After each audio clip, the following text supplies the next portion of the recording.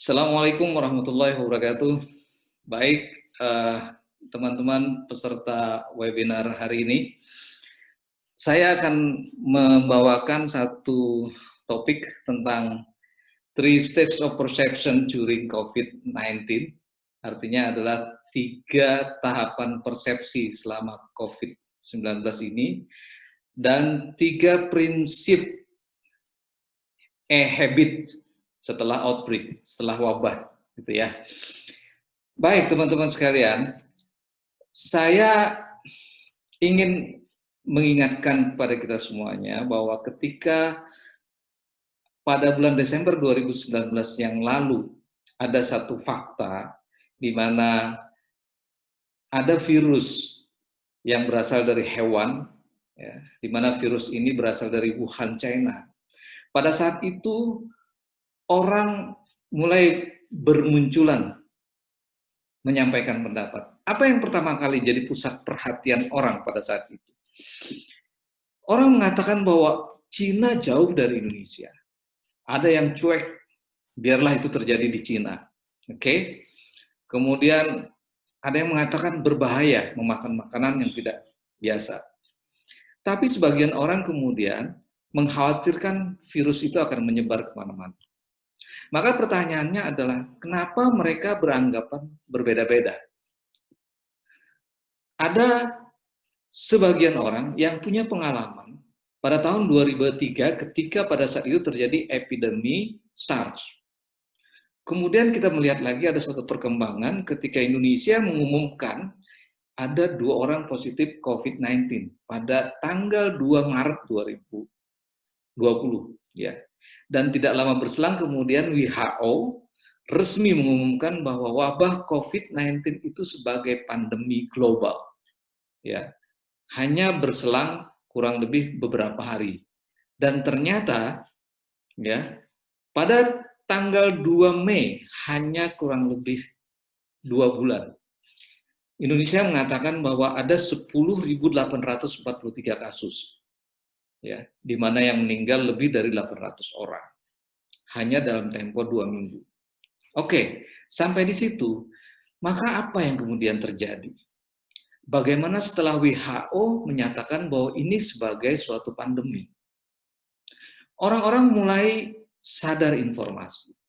Ya, sadar informasi ditunjukkan dengan orang mulai haus informasi, orang mencari berbagai media, kemudian membaca, mendengar, melihat, dan seterusnya. Kemudian setelah itu apa? Muncul perhatian. Ada perhatian baru, karena apa? Dalam tanda kutip di situ ada bahaya. Mulai orang takut, panik, gitu ya. Orang cari kebaruan-kebaruan informasi. Kemudian mulai melindungi diri, mengantisipasi keadaan, mengatur kegiatannya sampai membatasi pergerakan dan lain-lain. Dari kondisi itu kemudian muncullah interpretasi. Orang mulai menginterpretasikan, artinya mulai mengartikan. Orang mengalami dan merasakan sensasinya kemudian muncul pada fokus tertentu.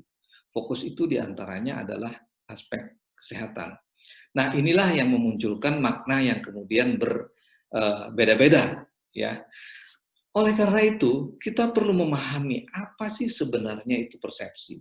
Teman-teman bisa dengan mudah klik Wikipedia, kemudian di sana Anda mendapatkan satu arti dari persepsi, dan dalam konteks perilaku konsumen, persepsi diartikan sebagai serangkaian proses yang kita gunakan untuk memahami berbagai rangsangan yang ada. Persepsi kita didasarkan pada penafsiran sensasi yang berbeda-beda. Nah, ada 3 tahapan proses persepsi. Yang pertama, itu adalah tahap exposure. Yang kedua adalah tahap atensi, dan yang ketiga adalah yang disebut dengan tahap interpretation atau interpretasi. Ingat bahwa exposure itu terjadi karena sebelumnya ada yang disebut dengan sensory stimuli, ada rangsangan, ya, di mana rangsangan itu diterima oleh sensory receptors atau yang kita sebut dengan panca indera, ya. Saya tidak perlu jelaskan lebih detail di sana, tapi yang penting bahwa yang kita pahami adalah antara exposure dan atensi itu ada yang namanya sensasi. Dan kemudian di akhir ketika orang menginterpretasikan itu ada yang namanya meaning. Ya, persepsi itu adalah kekuatan pendorong di belakang reaksi kita terhadap berbagai hal. Nah, inilah yang menarik. Karena kita perlu melakukan analisis dalam konteks COVID-19 yang dialami di Indonesia. Yang pertama, exposure. Exposure diartikan dengan banyaknya informasi yang kita terima.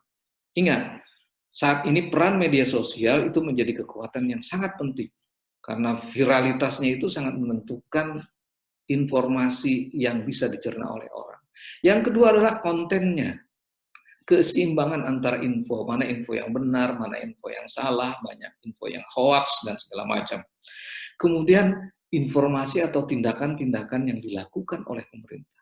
Itu adalah informasi-informasi penting yang membuat setiap orang itu punya exposure yang berbeda-beda. Nah, berikutnya, ketika exposure itu muncul, maka memunculkan perhatian.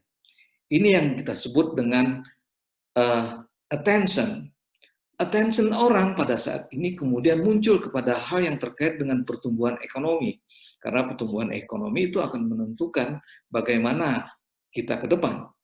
Orang mulai muncul perhatian pada masalah lapangan pekerjaan. Karena banyak orang yang kemudian di PHK, berhenti, dan segala macam. Orang mulai muncul perhatian pada kegiatan-kegiatan usaha. Karena banyak usaha-usaha yang ternyata saat ini kemudian berhenti. Oke, tidak hanya sampai di situ, maka muncullah interpretasi, penafsiran, di mana penafsiran itu adalah orang mulai menafsirkan bahwa kondisi ini mengancam, kondisi ini penuh dengan bahaya, maka orang mengupayakan untuk hidup sehat.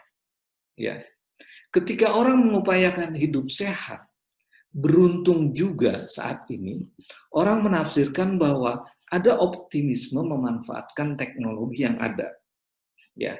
Dan teknologi ini penting sekali. Nah, oleh karena itu, setelah muncul dari berbagai hal tersebut, maka persepsi penting yang muncul pada saat COVID-19 ini sampai dengan nanti setelah COVID-19 ini berakhir, yang pertama itu adalah yang kita sebut dengan engage.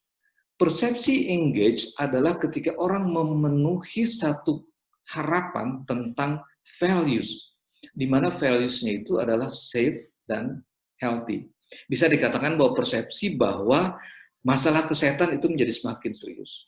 Yang kedua itu adalah persepsi tentang teknologi akses. Teknologi akses ini muncul karena apa? Karena semua bergerak sangat cepat. Adaptasi diperlukan, orang sangat customize. Sehingga persepsinya bahwa semua pergerakan serta apapun juga serba cepat. Itu adalah tentang social network. Social network ini menjadi penting karena ada involvement orang di sana bahwa membangun jaringan sosial dan kolaborasi itu menjadi penting. Nah, dalam hal ini maka orang mulai masuk dengan suatu kebiasaan. Ya, kebiasaan ini apa yang Anda rasakan saat ini? Kebiasaan adalah sesuatu yang dilakukan secara otomatis, melakukannya tanpa berpikir, dan suatu aktivitas yang dilakukan terus-menerus. Wabah COVID-19 membawa kita masuk ke kebiasaan baru yang disebut dengan electronic habit. Di dalam buku Elizabeth Carnot dikatakan bahwa electronic habit itu adalah kehidupan yang semakin dijalani secara online. Panduan hidupnya mulai banyak menggunakan digital teknologi di dalam merayakan hidupnya. Kemudian menghadirkan diri dalam setiap kondisi-kondisi itu dengan tindakan-tindakan elektronik. Ya, maka 3 prinsip yang muncul kemudian adalah 1, konten, yang kedua, connect, dan yang ketiga, collaborate. Konten artinya apa? Sumber konten nilai atau value konten itu menjadi sesuatu yang penting. Maka ini yang membuat orang menjadi terikat. Sumber konten sekarang ini adalah menyangkut aspek healthy. Kemudian yang kedua adalah connect. Bagaimana kemudian percakapan-percakapan itu akan sangat connect kalau semua akses cepat, mudah, ada di mana saja, selalu on. Ya, maka itu akan terjadi proses yang namanya customize. Dan yang ketiga itu adalah melibatkan pelanggan di setiap tahapan aktivitas perusahaan, sehingga terbangunlah yang namanya network. Teman-teman semuanya, terakhir saya ingin sampaikan kepada Anda, begitu aspek-aspek itu muncul, maka penggunaan platform menjadi sangat kuat. Ya, platform yang terjadi contoh saja di kesehatan adalah jaringan asuransi, rumah sakit, klinik, laboratorium, farmasi, itu menjadi sesuatu yang disebut dengan information intensive industry. Ya. Contoh lagi di pendidikan misalnya platform global classroom, Udemy, Coursera, edX dan lain-lain, kemudian menjadi kebiasaan-kebiasaan baru. Baik, teman-teman semuanya, maka sebagai penutup, jika ingin membangun kebiasaan baru, maka buatlah menjadi menarik dan menyenangkan. Demikian. Terima kasih dari saya. Assalamualaikum warahmatullahi wabarakatuh.